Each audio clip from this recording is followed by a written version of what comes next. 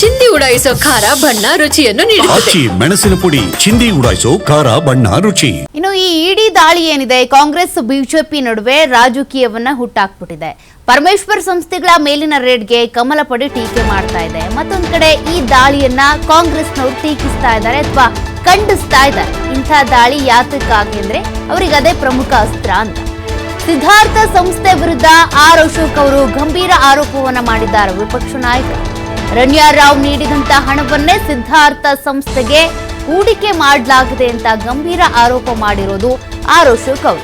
ಹೀಗಾಗಿನೇ ಇಡಿ ಅಧಿಕಾರಿಗಳು ದಾಳಿ ಮಾಡಿದ್ದಾರೆ, ಎಲ್ಲವೂ ಬಹಿರಂಗವಾಗಲಿದೆ ಅಂತ ವಿಪಕ್ಷ ನಾಯಕ ಆರ್ ಅಶೋಕ್ ಅವರು ಗಂಭೀರ ಆರೋಪವನ್ನ ಮಾಡ್ತಾ ಈ ಹೇಳಿಕೆಯನ್ನ ಕೊಟ್ಟಿದ್ದಾರೆ. ಈಗಾಗಲೇ ಪರಮೇಶ್ವರ್ ಅವರ ಒಡೆತನದ ಶಿಕ್ಷಣ ಸಂಸ್ಥೆಗಳು ಕಚೇರಿ ಮೇಲೆ ದಾಳಿ ನಡೀತಾ ಇದೆ. ಇಡಿ ಅಧಿಕಾರಿಗಳು ದಾಳಿ ನಡೆಸಿ ದಾಖಲೆಗಳ ಪರಿಶೀಲನೆ ಮಾಡ್ತಾ ಇದ್ದಾರೆ. ಇದಕ್ಕೆ ಸಂಬಂಧಪಟ್ಟಂತೆ ಬಿಜೆಪಿ ಪಡೆ ಟೀಕೆಗಳನ್ನ ಮಾಡ್ತಾ ಇದೆ. ಆರ್ ಅಶೋಕ್ ಅವರು ಕೂಡ ಟೀಕೆ ಮಾಡಿದ್ದಾರೆ.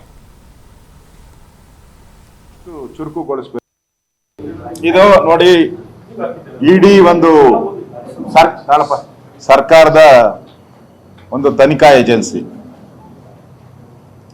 ಈಗಾಗಲೇ ರಣ್ಯಾ ರಾವ್ ವಿದೇಶದಿಂದ ಗೋಲ್ಡ್ ಅನ್ನ ತಂದು ಚಿನ್ನವನ್ನ ತಂದು ಇಲ್ಲಿ ಹಲವಾರು ಪ್ರಮುಖರಿಗೆ ಕೊಟ್ಟಿರುವಂಥದ್ದು ಈಗಾಗಲೇ ತನಿಖೆಯಿಂದ ಹೊರಬಂದಿದೆ.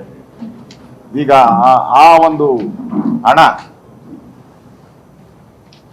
ಸಿದ್ಧಾರ್ಥ ಎಜುಕೇಶನ್ ಸಂಸ್ಥೆಯಲ್ಲಿ ಹೂಡಿಕೆ ಮಾಡಿದ್ದಾರೆ ಅಂತ ಅವ್ರು ಮೋಸ್ಟ್ಲಿ ಇನ್ಫಾರ್ಮೇಶನ್ ಇರ್ಬೋದು. ಅದರಿಂದ ತನಿಖೆಗೆ ಹೋಗ್ತಾ ಇದ್ದಾರೆ. ತನಿಖೆ ಮಾಡಲಿ, ಯಾರೇ ತಪ್ಪು ಮಾಡಿದ್ರು ತಪ್ಪೇ, ಅದು ಪ್ರಶ್ನೆನೇ ಇಲ್ಲ. ಆ ದೃಷ್ಟಿಯಿಂದ ನಾನು ಈ ತನಿಖೆಯನ್ನು ಇನ್ನಷ್ಟು ಚುರುಕುಗೊಳಿಸಬೇಕು.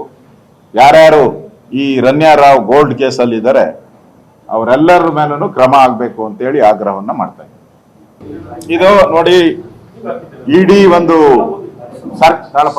ಸರ್ಕಾರದ ಒಂದು ತನಿಖಾ ಏಜೆನ್ಸಿ. ಈಗಾಗಲೇ ರಣ್ಯಾ ರಾವ್ ವಿದೇಶದಿಂದ ಗೋಲ್ಡ್ ಅನ್ನ ತಂದು ಚಿನ್ನವನ್ನ ತಂದು